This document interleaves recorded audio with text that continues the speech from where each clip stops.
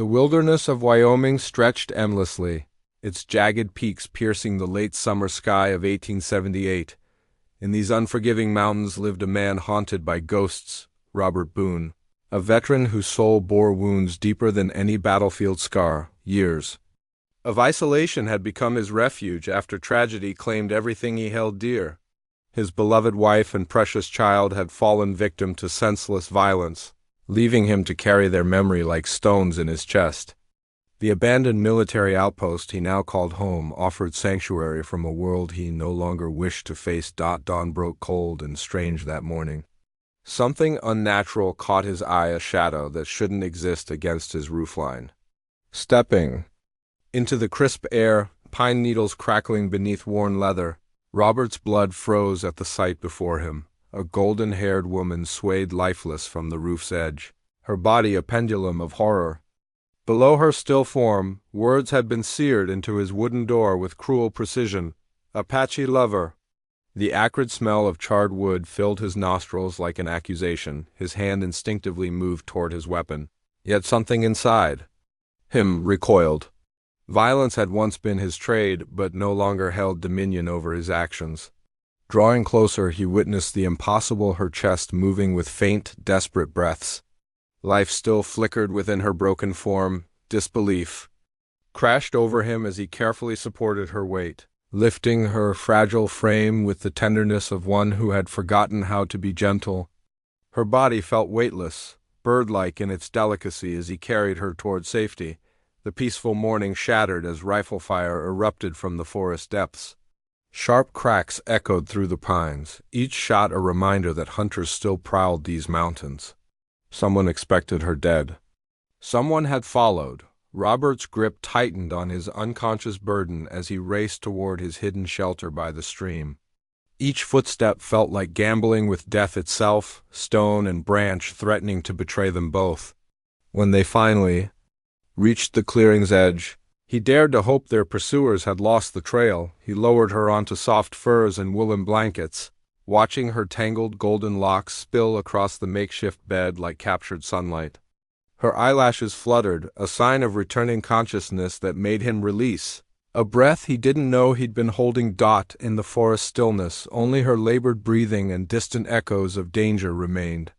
Robert knelt in the morning light, listening to each precious inhalation as though it were a sacred whisper meant only for him. Fever consumed her for days. Robert tended her wounds with careful hands, bathing her burning forehead with cool spring water and wrapping torn cloth around her injuries. Only once did she stir, murmuring a name that hung in the air like a mournful song, Tahawk. When night fell, panic seized her awakening mind. She thrashed violently, clawing at her throat, screaming for invisible captors to release her. "Stay back! I'd rather die than return with you." Her terror was absolute. Robert moved swiftly but gently, restraining her wrists while speaking in calm, measured tones. "You're protected now. That nightmare is behind you." But fear clouded her vision, and she lunged toward his kindling knife with desperate intent. He caught her around the waist, pulling her against his chest. "Not this way," he whispered firmly. "Not after surviving so much already." Her trembling gradually subsided, and she turned with cracked, wary words. "Who are you?" "Robert Boone. This sanctuary belongs to me, what remains of it anyway. I discovered you hanging there." She settled onto the floor, arms wrapped protectively around herself like a child seeking comfort. After long silence, she offered her identity. "Annabeth Crowley is my name." The surname struck Robert like a physical blow. Nathaniel Crowley Plantation, king and self-proclaimed border purifier, had once signed the orders that sent mercenaries into Apache territories. "He was my father," Annabeth continued, unaware of Robert's recognition, or pretended to be. "I fled years ago when his violence finally became unbearable." Her voice grew distant. "But I didn't simply escape. I followed someone special, a man who saved me when I lay bleeding by the creek behind our property. He insisted I wasn't his enemy, that nobody was born to hatred." "You found love with him," Robert observed gently. She nodded, tears forming. "We made our home in remote canyons far from judgment. I learned his tongue, wore his mother's jewelry, slept beneath infinite stars. The tears fell freely now. They ambushed us last winter, white men. Some I recognized, others my father had hired. Tehak died shielding me from their bullets. I watched him fall, but couldn't even scream. And they captured you, Robert said softly. She revealed the faded bruises and permanent burns marking her skin. They branded me a witch, an Apache lover, claiming I had dishonored my bloodline. Town after town they dragged me, finally leaving me hanging as a warning, ensuring no other woman would dare love someone like him. Her voice cracked with the weight of her story. Robert stared into the fire, his hands unconsciously forming fists. Her tale awakened memories of his own campfires, too close to smoke and slaughter. Children's screams in languages nobody bothered to understand. "You're free to despise me," Annabeth whispered, exhausted by shame. "Everyone else does." Robert sat beside her on the rough floor. His voice emerged barely above a whisper. "I don't despise you. You don't believe I betrayed my own people?" "No. I think those making such claims never understood what genuine love looks like." Her lips trembled. "I should have died beside him." Robert stirred the dying embers with an iron poker. "But you didn't," he said without looking at her. "And that's, not betrayal, it's survival. Only cowards fear souls brave enough to love across forbidden lines." For the first time since her world burned, Annabeth wept without shame that night. Beneath moonlight, Robert sat outside with untouched coffee growing cold in his hands. He wasn't seeing trees or stars, he was seeing flames from 15 years. Past, the village had burned higher than rooftops, screams drowning out rifle cracks. His unit had been ordered to spare the peaceful Apache settlement, but orders meant nothing to men drunk on hatred and bloodlust. He'd returned after the massacre seeking survivors, only to find his wife and daughter among the casualties struck. Down while visiting a midwife friend? Wrong place, wrong day, perhaps wrong skin color. No one ever provided answers. Clayton Riek had led that purge. The same fanatic who declared that mixed blood families and sympathizers required cleansing.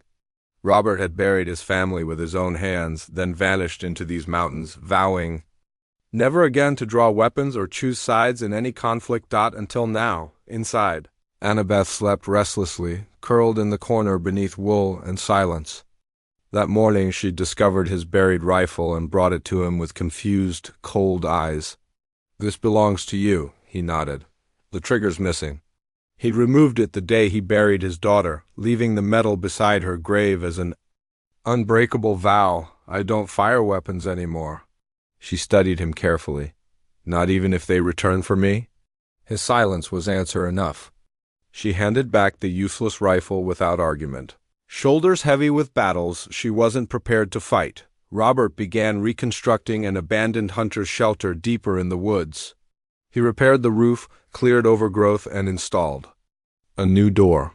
Fresh blankets appeared, along with a rebuilt fire pit, not because she'd asked, but because it offered her space and dignity. When she discovered it the following morning, she stood transfixed in the doorway, staring at the small garden he'd started.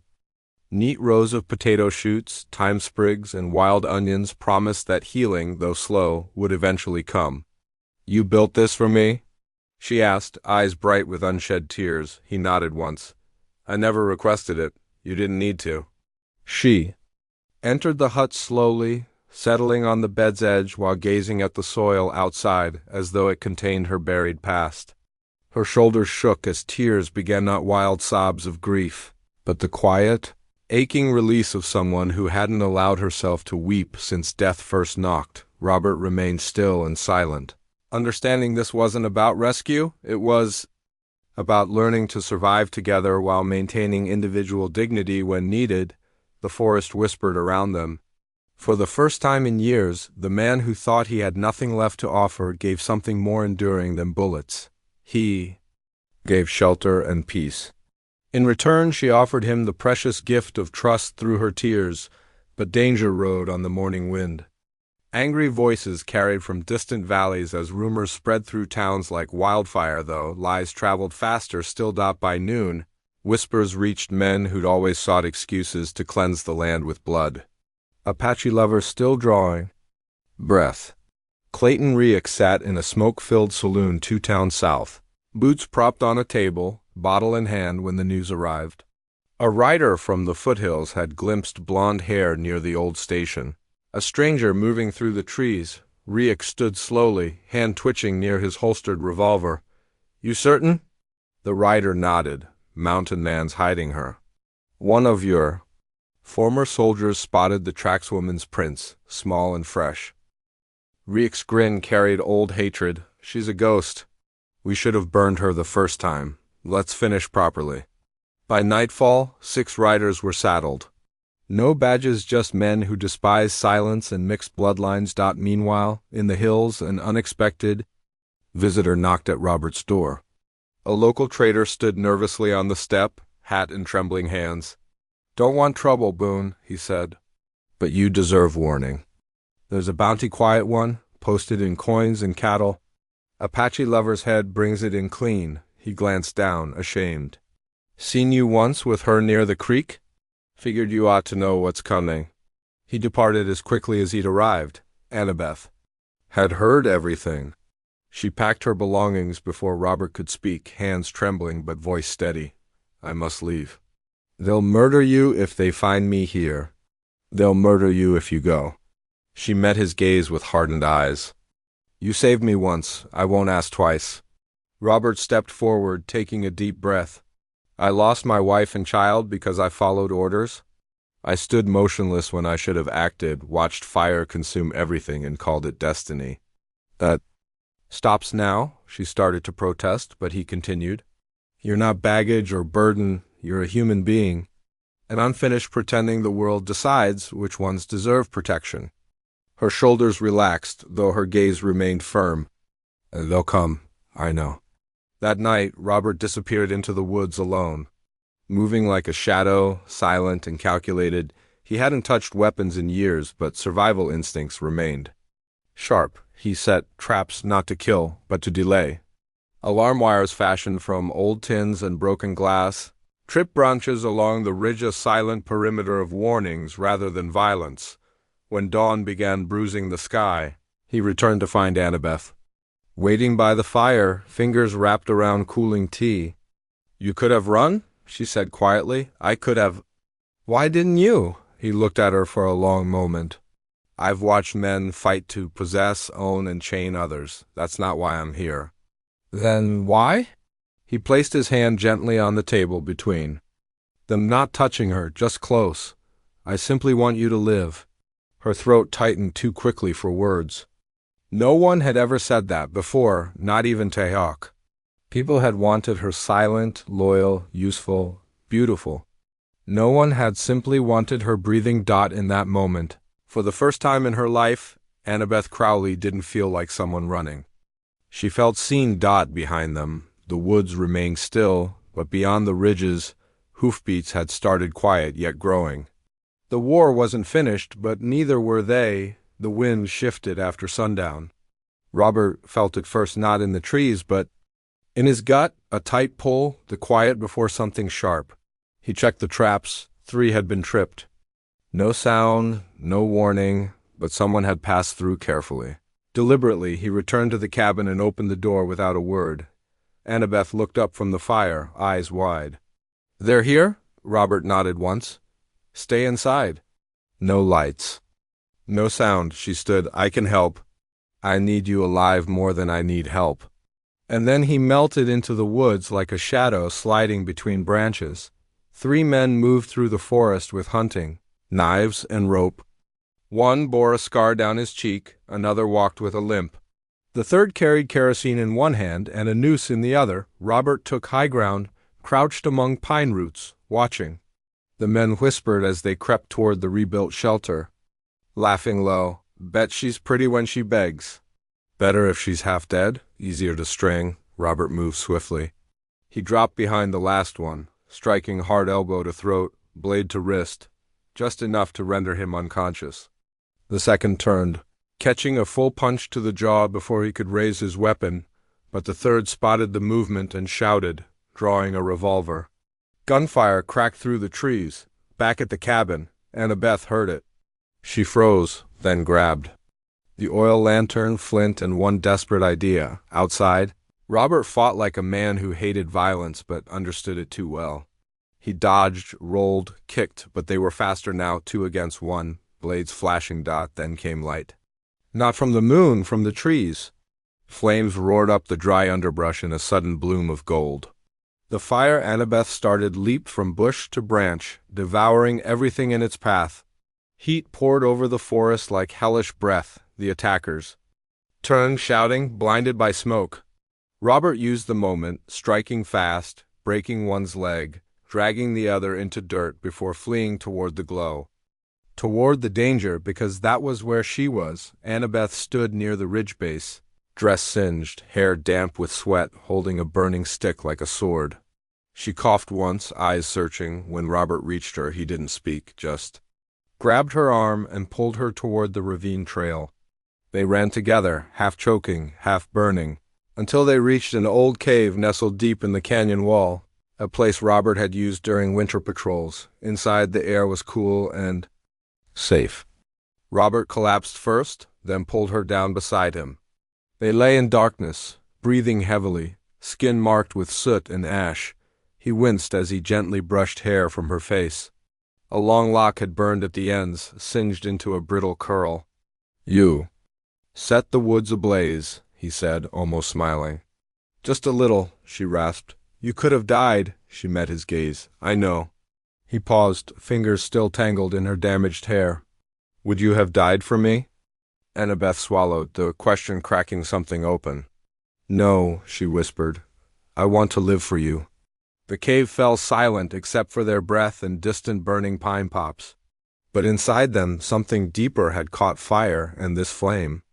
They wouldn't flee from. The town of Dustwater was the kind of place where shadows moved faster than gossip. Robert hadn't walked its streets in years, not since the war, not since smoke and screams. But now he stood in the back of a crowded trading post, face hidden beneath a wide-brimmed hat, listening. "Clayton Riek's coming by week's end," one man said over barrels of sugar and dried beans. "Got business with the mayor, or maybe something more personal."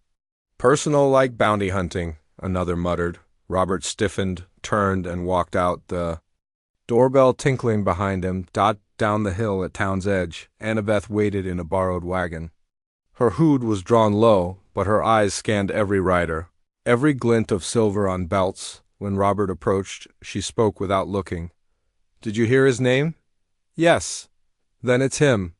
She reached into her satchel, pulling out the scorched piece of tanned leather half burned, blackened at corners.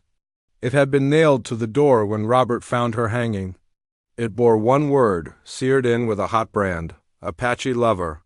Robert had always thought the burn marks were random hate symbols, not handwriting. But now, under sunlight, Annabeth ran fingers along the edges. The angle of the A, how the P dips below the line. This was branded by hand, not stamp. "And you recognize it?" Annabeth nodded. "Riek used to write letters to my father, threats? Warnings, offers, they shared hatred. Only difference was my father used gold, Riek used fire. Letters to your father and one to Tehak." Her voice cracked. Robert stayed quiet. "He threatened to hang Tehak from town gates, called him a mud-skinned thief. Wrote it all in twisted cursive, just like this." She held up the leather again, hands no longer shaking. Robert took it from her, staring at the seared word. "He's not just hunting us, he's hunting memory. He wants everyone who ever loved an Apache to suffer. He wants the world to forget people like Tehak ever existed," Annabeth whispered. "Then we need to remind them." Robert had no badge, no army, no allies. But he had truth and a fire inside that hadn't burned in 15 years. They made camp near the foothills outside Dustwater. Robert crafted a plan built not from bullets, but from proof. That night, they visited the church records behind the chapel where donations and letters were stored. Annabeth remembered a letter her father had once burned after reading, a letter from Riek warning about his daughter's dishonor. It was still there, the half-charred draft copy. The church had required documentation when her father donated land for tax forgiveness. That letter contained the threat, the slur, and the unmistakable handwriting. Robert took it and wrapped it tight. Next, They rode to the old marshal's cabin. The new deputy was young, but he listened. Robert laid down the branded leather, Riek's letter, and told him everything without shaking, without asking for trust. "We're not here to hang anyone," Robert said. "We're here to show you the rope." The deputy looked between them, then nodded. "Riek arrives Friday. He's been gathering men. But if this is true, people ought to know who they're letting into their homes." Annabeth stepped forward. "I don't need them to love me. I just need them to see me as a person, not a lesson." Robert looked at her, pride flickering in his chest. They were no longer fugitives, they were witnesses. The fight wasn't over. But the silence was. Dustwater hadn't seen a crowd this size in years. Townsfolk gathered near courthouse steps, not because they were ordered, but because curiosity compelled them. Rumors had flown all week of a mountain man, a traitor woman, and a war ghost coming home to stir old ashes. Robert Boone stood beneath midday sun, sweat lining his brow, but his voice remained steady. Before him sat Mayor Holt, the town's reluctant moderator, and beside him, a small panel of elders and deputies gripping their chair arms too tightly. "I present here," Robert began, holding up a packet, "a letter written by Clayton Riek to William Crowley, accusing his own daughter of shame, calling for the death of the man she loved." A murmur ran through the crowd. Robert laid the letter on the table, then held up burned leather. "And this found nailed to a cabin where that same girl was left to die, branded by hand? Same script, same slur?" He looked out over the people. Many avoided his gaze. A few DIDN single quotes D. Next came the photograph, grainy, black and white, stained by time. It showed a line of soldiers outside a burning Apache village. One man stood at the front, tall, bearded, with a distinctive, long-barreled revolver slung at his side. "That weapon," Robert said, turning toward the panel, "is unique. Custom, trigger guard, double-etched hammer. Only 6 were ever made for field captains under Wyoming militia. One belonged to Clayton Riek." Clayton stood to the side, arms crossed. He had not spoken yet, now he did. "This is a circus. These are war stories, accusations from a recluse and a woman who betrayed her own blood." Someone in the crowd murmured agreement. Riek's voice rose. "We're talking about people who consorted with murderers, who welcomed savages into their bed. What's next? Will we let them raise our children?"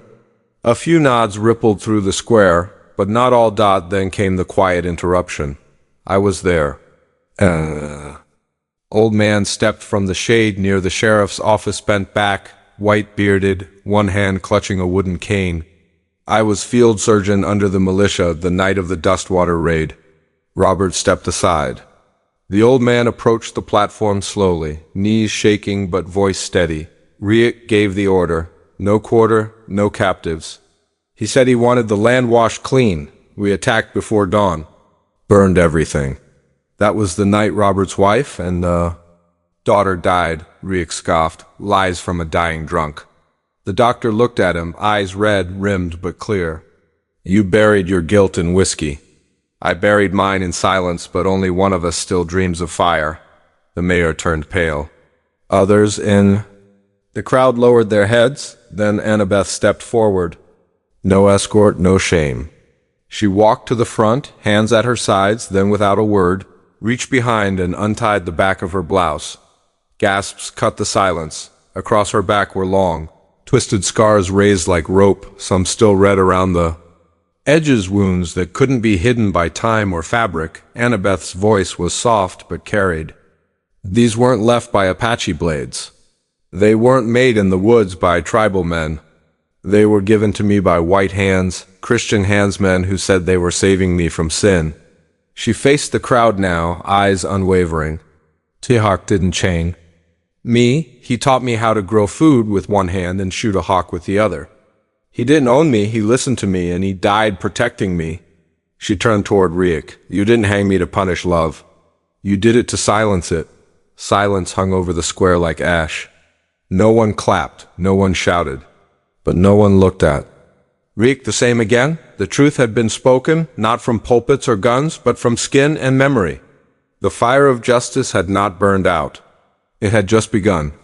Clayton Riek was sentenced by his own kind words sharp as bullets. Truths heavier than iron, he was taken away without honor.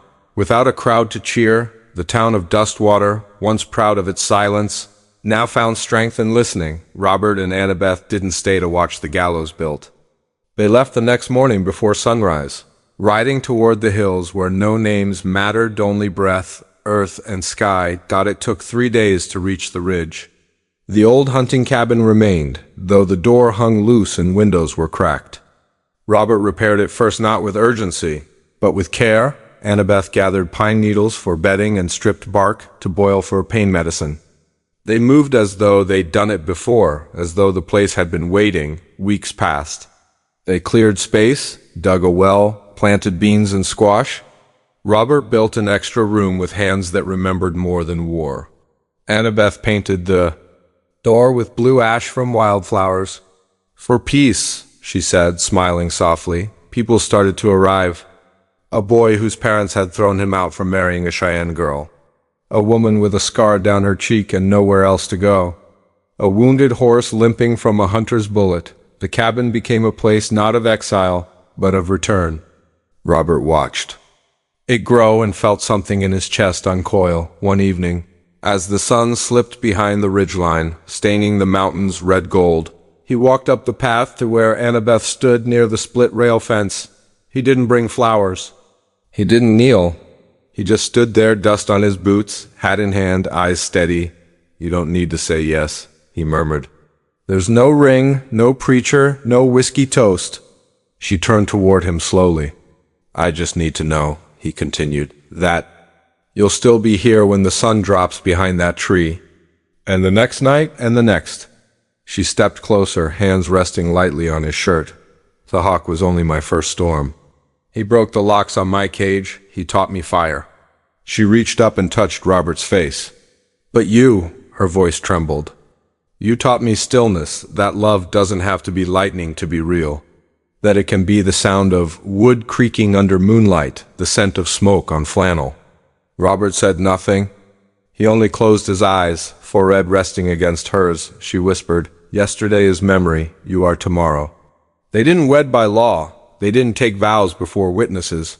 But from that night on, the wind seemed quieter through the trees, and the fire inside the cabin never burned out. Months later, a letter was found tucked inside the pages of a donated book at the Dustwater schoolhouse. It bore no signature, but the handwriting was elegant, feminine, steady. "I was once loved by a warrior who held my heart in his hands like a blade, fierce, bright, and sharp, with the weight of 1,000 battles. Now I live with a man who holds my heart like soil, soft, steady, and strong enough to plant something in. One taught me how to fight. The other taught me how to stay. I have learned that love is not proven in how loud you shout or how far you run. It is proven in how long you stay when the fire is out and the nights are quiet. He is not my captor. He is not my savior. He is simply the one who stayed, and that is enough."